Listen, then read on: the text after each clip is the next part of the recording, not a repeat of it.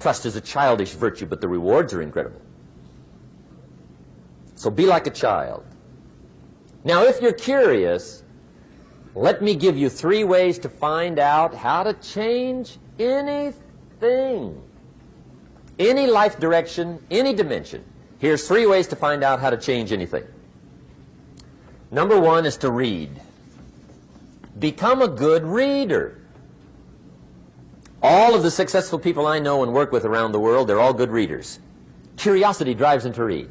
They got to know. They just read.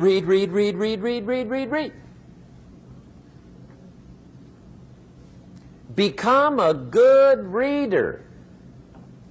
Now, that's my opinion. Listen to the other lecturers and listen to me and make up your own mind. Don't be a follower. Be a student. Okay? I say, really, for life change, you got to read. One way to learn is from your own experiences, but another way to learn is from other people's experiences. See, one book might save you 5 years if you read it. Did you know there's books on how to be stronger, more decisive, be a speaker, be a leader, have a better effect on other people, develop your personality? Did you know there's books on that? And people don't read them? How would you explain that? And they can read. Did you know that hundreds of successful people have written their stories in books and they wrote down how they did it and people don't read it? How would you explain that? The guy's busy, I guess. You know, you get tied up. The guy says, well, yeah, you work where I work. By the time you struggle home, it's late. You got to eat a bite of supper, watch a little TV, get to bed. You can't sit up half the night reading. And the guy's behind on his car payment. Good worker, hard worker, sincere. But you got to be better than sincere and work hard. Otherwise, at the end of your life, you'll wind up cold, stony broke. You got to be better than a good worker. You got to be a good reader. The whole world is governed by laws. The universe, in fact. Laws. We call it the law of electricity. We call it the law of gravity. There's mathematical laws. There's physical laws, speed and velocity laws, agricultural laws. There's all kinds of laws. Now that we find ourselves on the spinning planet, you just have to learn what I call the setup. Learn the setup. Life's setup.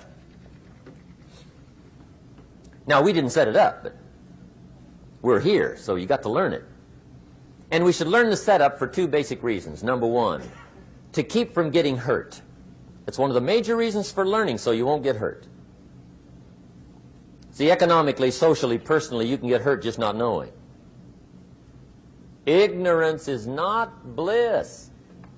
Ignorance is poverty. Ignorance is tragedy. You got to know, or you're going to get hurt.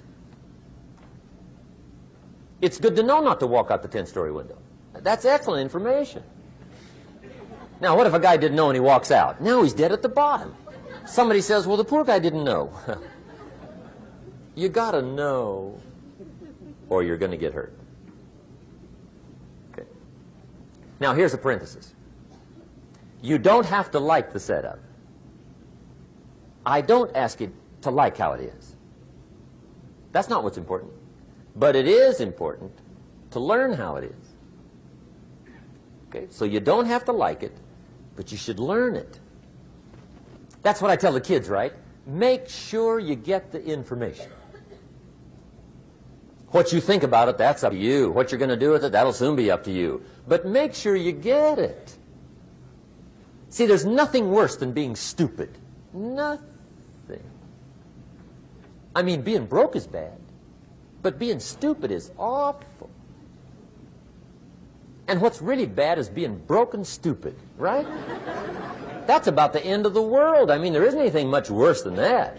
Unless you're sick. Sick, broken, stupid. I mean, that is it, right? There's nowhere else to go. So make sure you get the information. It's key. You don't have to like it, but learn it. If this big monstrous thing lifts up in the sky, hangs there for a little while, cuts loose, comes crashing down, boom, shakes the ground for 5 miles. And then this big monstrous thing lifts back up in the sky, hangs there for a little while, cuts loose again, comes crashing down, boom, shakes the ground for 5 miles.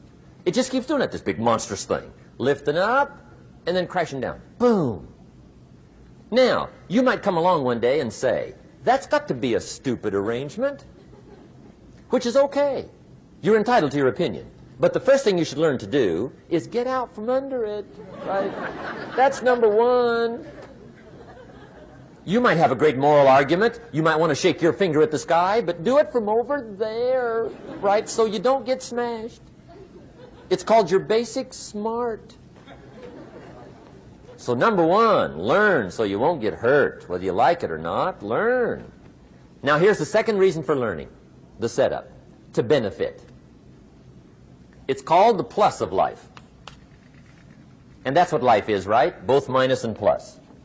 The minus is tragedy, heartache, misery, failure, unhappiness.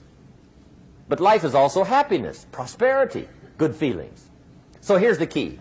Learn to get on the good side of the way things work.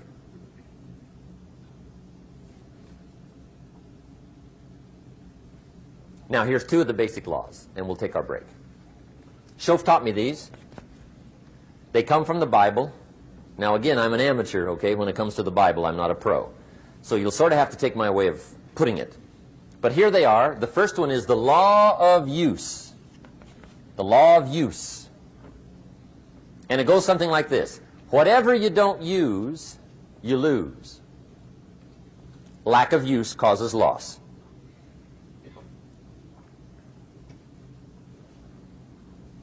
On this planet, maybe not the next one, but on this one, if you tie your arm to your body, leave it there long enough, you'll never use it again. It's over for the arm. Now, it may not be over, but it's over for the arm. The only way to keep the use of this arm is what? Keep using it. If you quit, you lose automatically. They don't bring it up for a vote. You lose automatically when you quit. Now, the same thing that goes for your arm goes for your brain, mentality. The same thing goes for all the human virtues. Ambition, unused, declines. Strong feelings, unused, diminish. It doesn't grow, it diminishes. Faith, unused, decreases. It's a law. Vitality unused diminishes. Energy unused decreases. The guy says, well, I'm going to save up my energy. You can't do that. That's like trying to save today, put it on the end of the year. See, you can't do that. They'll come take you away. If you don't use today, what? It's lost. The guy says, well, I'll work twice as hard tomorrow to make up for it. See, that's foolish. You could have done that anyway. Today unused is lost. A talent unused is lost. An ability unused is lost. So here's one of the key expressions of the evening. Take a new inventory of yourself. Starting tomorrow, new project. Take a new inventory. And make sure that all of your talent and ability and mentality and ingenuity and vitality and strong feelings, faith, courage, make sure that all you've got's being used. Otherwise, you lose. Now, one of the best illustrations of the law of use is a Bible story called the Parable of the Talents. The talent story. Interesting story if you haven't read it in a while. Just review it. It's a good story. An ancient story. It says there was a master with 3 servants. He got them together one day and he said to the 3, I've got these talents. And in those ancient days, a talent was a measure of gold. And he said to the 3 servants, take these talents and see what you can do with them while I'm gone. He said, I'm taking a journey and I'll be gone for a while. When I come back, we'll get together, go over the book, see how you did. He said, here's 5 of these talents for you. 5. Here's 2 of them for you. 2. And here's 1 for you. 1. The master said, take those talents, see what you can do with them. When I come back, we'll get together, we'll go over it all. The servant said, okay, master takes off.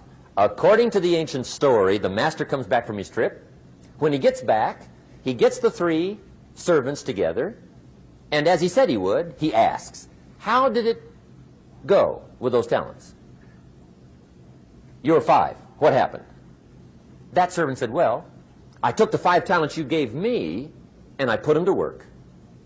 A little shaky at first, but he said things finally got rolling. And he said, I poured it on.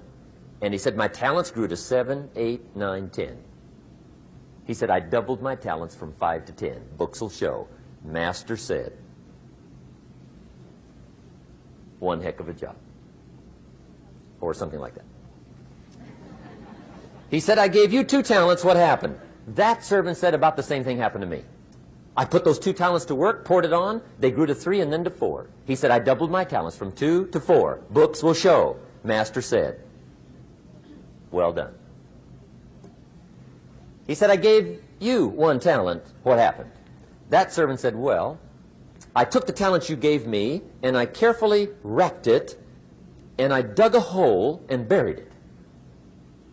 And camouflaged it, I suppose, right, so nobody would steal it. And he said, fortunately, nobody got it. And he said, I knew you were going to be here today, so I dug it up. Here it is, safely wrapped. I did not lose it while you were gone. According to the ancient story, the master said, take that talent away from him and give it to the man that's got 10. Now you might say, well, I don't like that arrangement. The poor guy's only got 1 talent. He's already got 10. It ought to be more even. Remember, I didn't ask you to like it. But this one I would ask you to learn, because it simply means whatever you do not employ, you forfeit. It's a law. So learn well the law of use. Now here's the second one, and we're going to take our break. Second law from the Bible. This one we've heard since we were small, I'm sure. It's called the law of sowing and